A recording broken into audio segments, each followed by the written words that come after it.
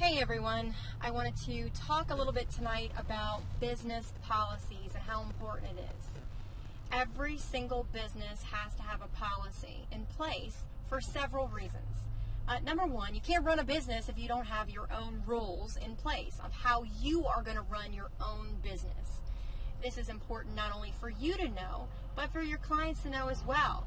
You have to remember that when you do things, maybe that's just standard way of you doing things, but other people may interpret it as meaning something else.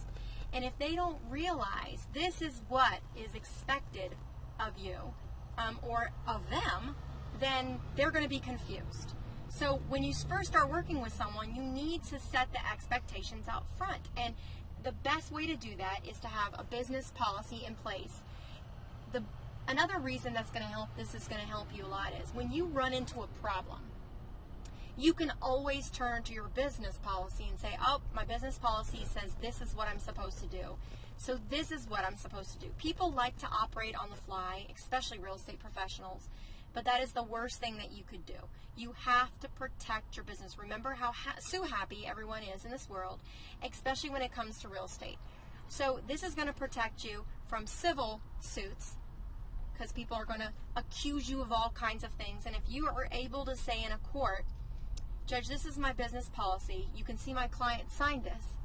Even if the client didn't sign it, having the business policy is going to help you, because you could say, Judge, this is what I do with every single one of my clients. You can see this is my business policy, and I did no different with this client than any other client.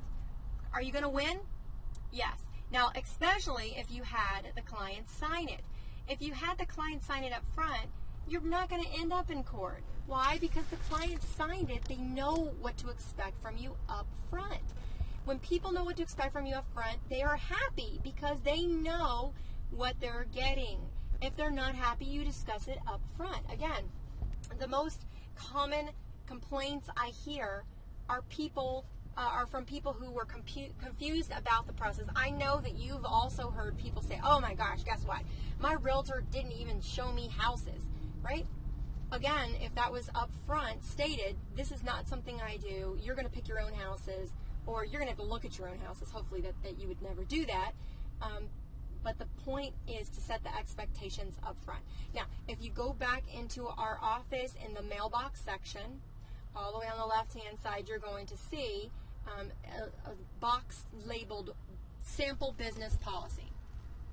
The Sample Business Policy I have put together for you as just a basic policy to begin with. Please build upon this. Please do not keep it just like this. If you need it in Word format or anything else, please let me know and I can easily send it your way. But the most important thing here is to give you some ideas about what to start with. Again, business policies, the last reason I'm going to tell you a business policy is important is for fair housing. We all we want to avoid fair housing like the plague. And in order for us, I mean, those $50,000 fines and loss of license is not really acceptable. And most people think, oh, I don't qualify for fair housing because I would never discriminate. I mean, and I truly hope that everyone feels that way. But most fair housing cases were actually had nothing to do with discrimination, or I should say the purchaser or the renter or the seller, whoever it was, the client felt like they were being discriminated against.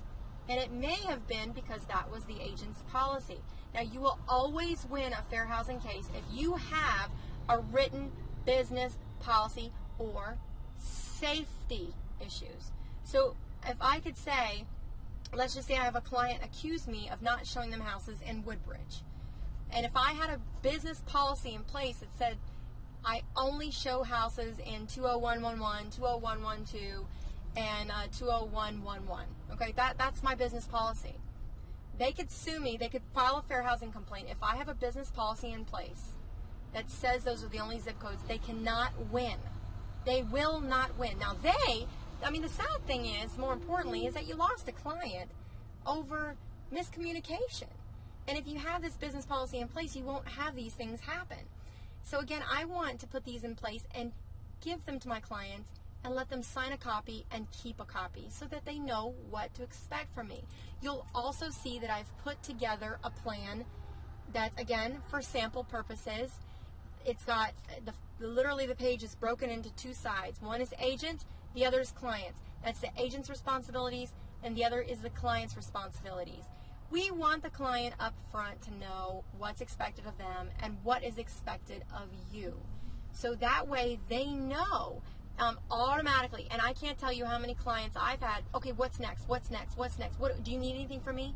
See, again, if you give them that, and that's the reason I developed that checklist for them, so they can see what I'm doing and they can see what they're expected to be doing.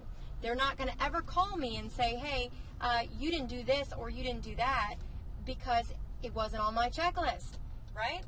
They're going to know. And of course, if I didn't do something that was on my checklist, they're going to call me out on it. So we got to make sure we're professional.